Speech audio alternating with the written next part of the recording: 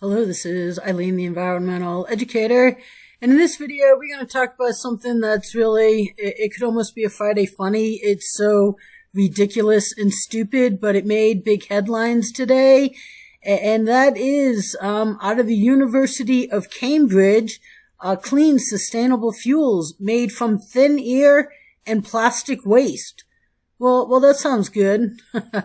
But not really when you take a look at this, okay? This is ENN, Environmental News Network, June 19th, 2023, when I'm recording this.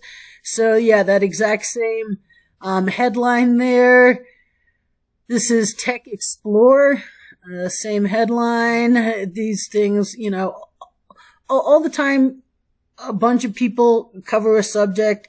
It's about 90% the same article with just a little bit of deviation in each one of them. But, here, it's in the Good News Network. Like, this is good news.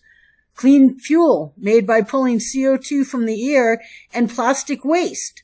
Powered only by the sun and photosynthesis. Okay.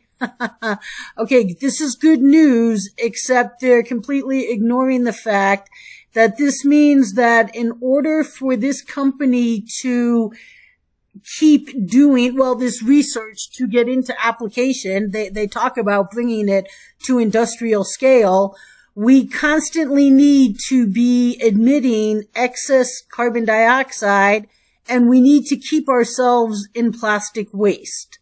Okay?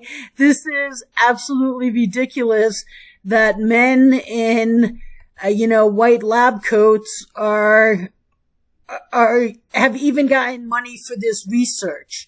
And so, yeah, this was in Yahoo here. And here are brilliant men in white lab suits, white lab jackets, okay, doing an incredibly stupid thing. And how stupid is it? That the head guy here, Reisner, who is this guy here, Erwin Reisner, right here on the left, this is him. He says that we're not just interested in decarbonization, but defossilization. We need to completely eliminate fossil fuels in order to create a truly circular economy. In the medium term, this technology could help reduce carbon emissions by capturing them from industry and turning them into something useful. But ultimately, we need to cut fossil fuels out of the equation entirely and capture CO2 from the air. Now, there's some problems with this statement too, because, believe it or not, Earth needs carbon dioxide. Okay. Plants breathe it in like you breathe in oxygen. It is the fuel for plants. And with photosynthesis, trees store the carbon. Okay. The Earth needs carbon dioxide. It needs greenhouse gases to make this planet livable. If it didn't have Earth's greenhouse effect, and, made from greenhouse gases, you wouldn't be able to live here. And another thing is that, reducing carbon emissions, if anybody would allow solutions, the way to reduce carbon emissions is to gain individual cooperation and turn off 40% of unused electricity, which would reduce carbon and all the other pollutants that have to do with our, energy demands, by 40%.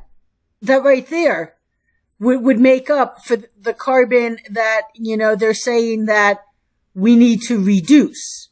Okay? So it makes no sense.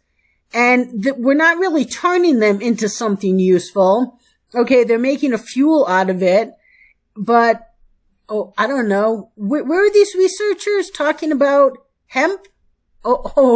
They're not. No, they never are. They just come up with these ridiculous ideas to put something out into production that they hope to bring to an industrial scale, as you'll see, but they state that, hey, yeah, we know, we shouldn't really be doing this, okay? Ultimately, we shouldn't be doing this.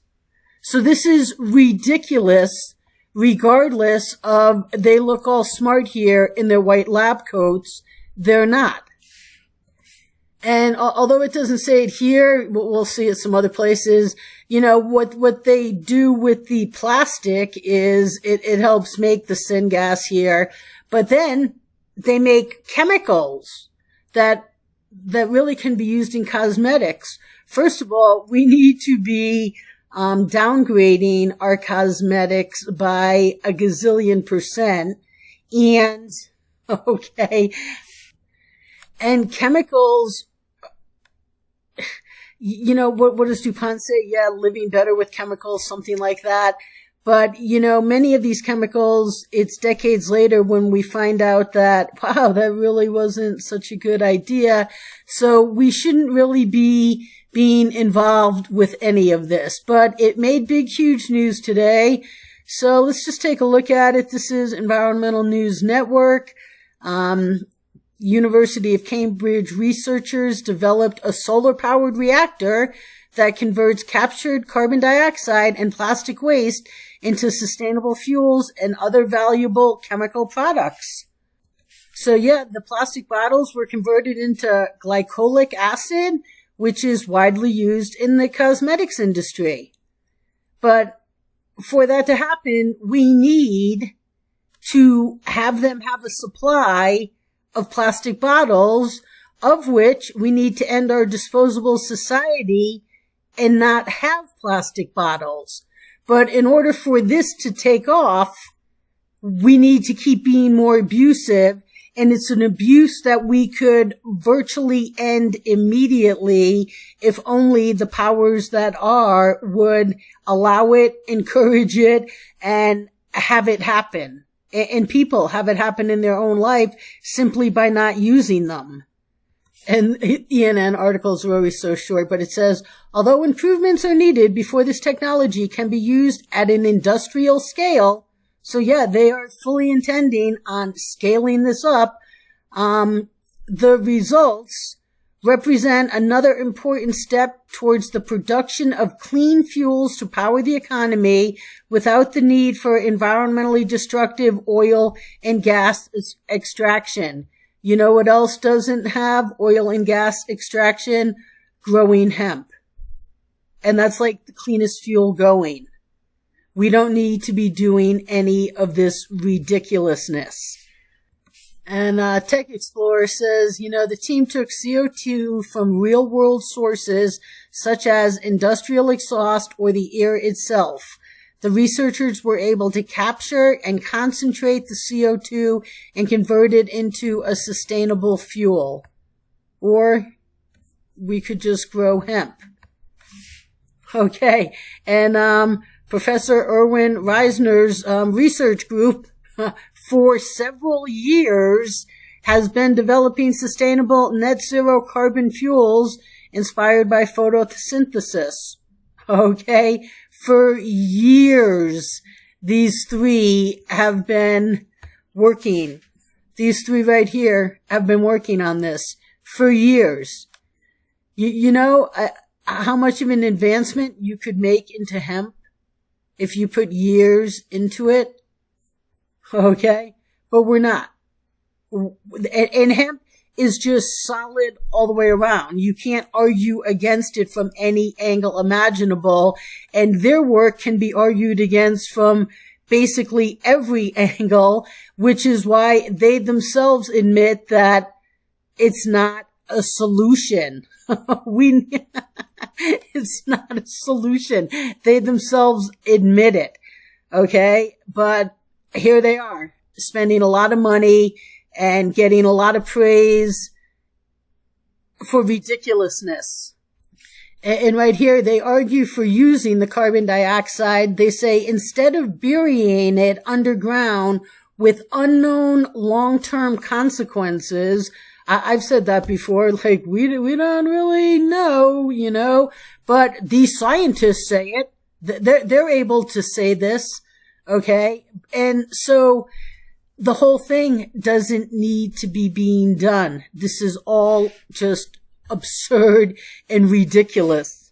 And so how they do this is by bubbling air through the system containing an alkaline solution, the carbon dioxide selectively gets trapped and the other gases present in the air, such as nitrogen and oxygen, harmlessly bubble out. This bubbling process allows the researchers to concentrate the carbon dioxide air in the solution, making it easier to work with. Okay, and right here it says Dr. Motiar, M-O-T-I-A-R, Rahman, which is this guy, this third guy out here on the right. Okay, this guy here, he says that the plastic component is an important trick to the system.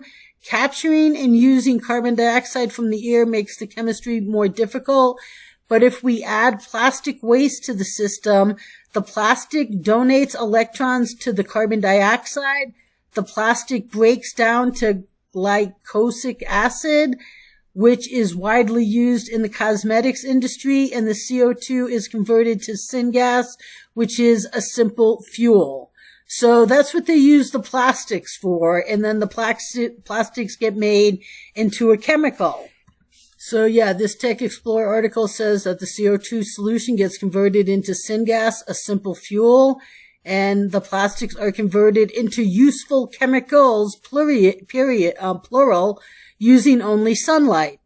But, just like we don't know the long-term consequences of burying CO2 underground, we never know the long-term consequences of all of these useful chemicals until decades later we're like, wow, that really wasn't such a good idea.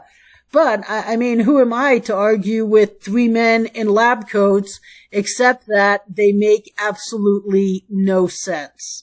And this is a beyond ridiculous waste of money, time, resources.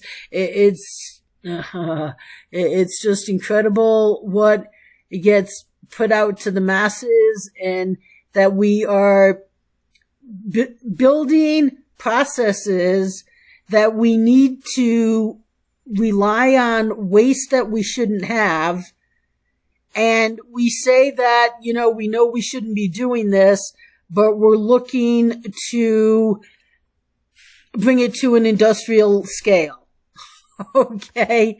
So that's why I say that this should almost be a Friday funny. These three, University of Cambridge researchers are truly wasting a lot of money, and none of this should even be going on. Yet today, they're out cheerleading themselves from all of the press and headlines that they got in a lot of places, and people are actually acting like, wow, mate, we should do this. This is a solution. This is not a solution. The solutions the world needs remain not even talked about and addressed. Not even by Bobby as president. I will keep the light years best environmental education and agenda from you, just like I have since '98. So stay tuned, people.